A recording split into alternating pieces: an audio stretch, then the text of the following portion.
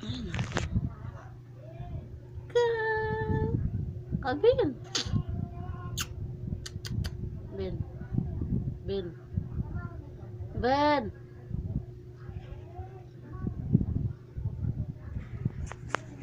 Ben. Ben.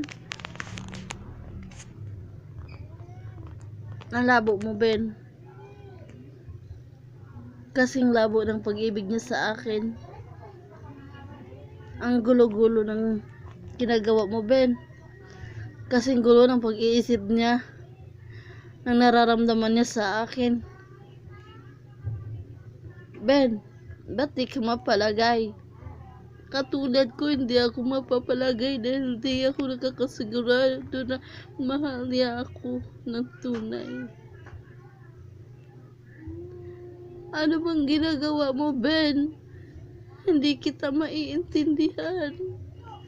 Katulad ng pag-ibig niya, hindi ko rin maiintindihan. At yung kapitbahay namin nagwawalis. Pinawalis niya lang sa tabi ng daanan.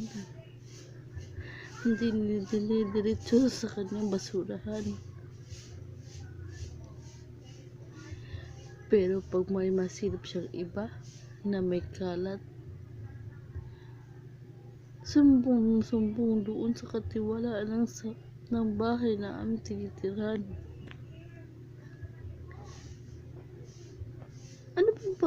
Ano ba ang tawag sa mga ganyan? Hindi ba? Hindi ba yan yung tinatawag na sip-sip? Sumisip-sip sila para magkakagulo. Maraming mga ganong klaseng tao na mahilig manira ng kapwa-tao. Masaya sa kanilang ginagawa na alam naman nilang ikakasama ng kapwa. Ngayon kayo ang magsasabing, ako ba ang may kasalanan? Ako bang may kasalanan na ako na nasa loob lang ng isang bahay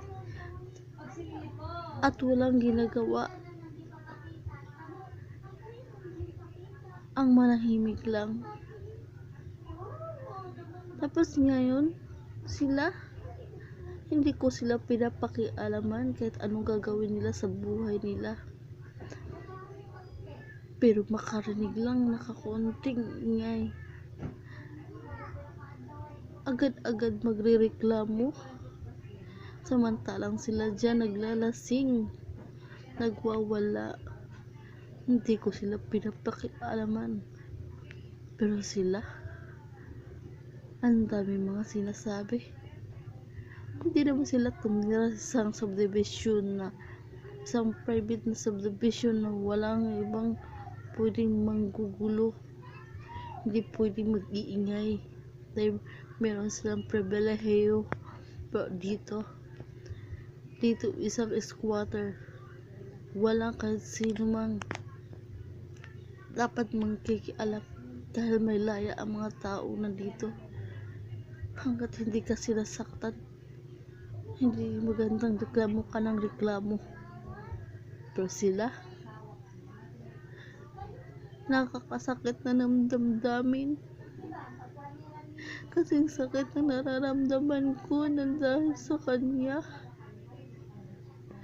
Ano kaya mga ginagawa nyo?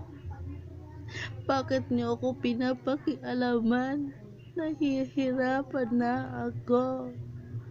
Nahihirapan na ako sa buhay ko dahil pinapakialaman nyo ang buhay ko.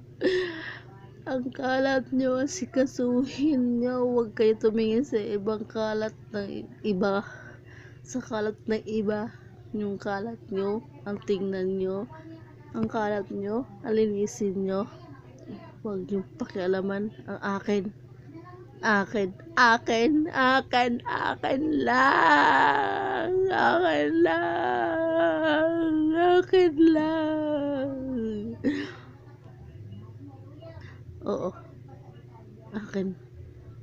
Akin itong paa ko. Akin itong paa ko. Akin. Paa ko to. Paa. Oh, ito pa. Akin to. Akin nga. Ano? Akin nga to. Paa ko to. Paa ko to. Akin to. Linisin ko yung kuko ko. Linisin ko tong kuko ko. Dahil madumi na ito. Ginagamit ko to sa pagkain. Akin nga tong katawan ko. Akin. Nilalangaw na ako. Saan na ba? Oh. Sige. Ang langaw na to. Kakainin talaga kita. Saan ka? Sige. Lapit ka sa akin. Kakainin talaga kita. Mantay ka langaw ka ha. Pinapakialaman mo buhay ko. Ako dito, nanahimik lang nakaupo. Papakialaman mo. Ginugulo mo, naglilinis nga ako. Nililinis ko sarili ko. Hindi ko pwede linisin ang kapwa ko. Dahil akin lang to. Akin lang to.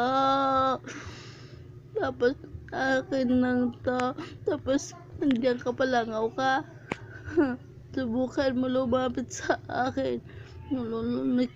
Lulukin kita ng buhay. Na? Sige. Paalam na. Paalam na ako.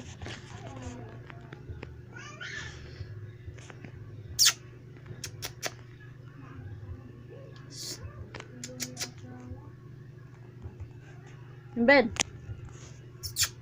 Calvin. Ay nako, Calvin.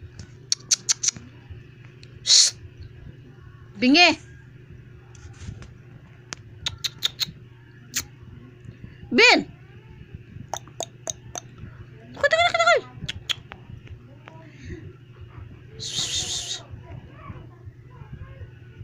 Bye-bye. I have to go. Hindi ko sinabing umalis ka.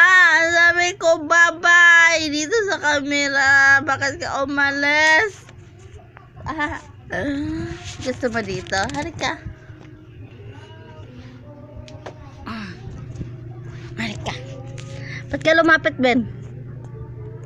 You want to say bye-bye? Uy, no.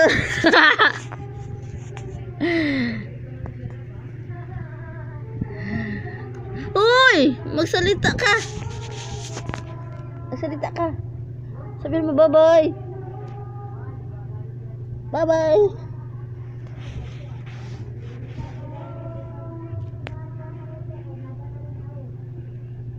Bye! Aray! Ibilin siya, kinagat mo ko.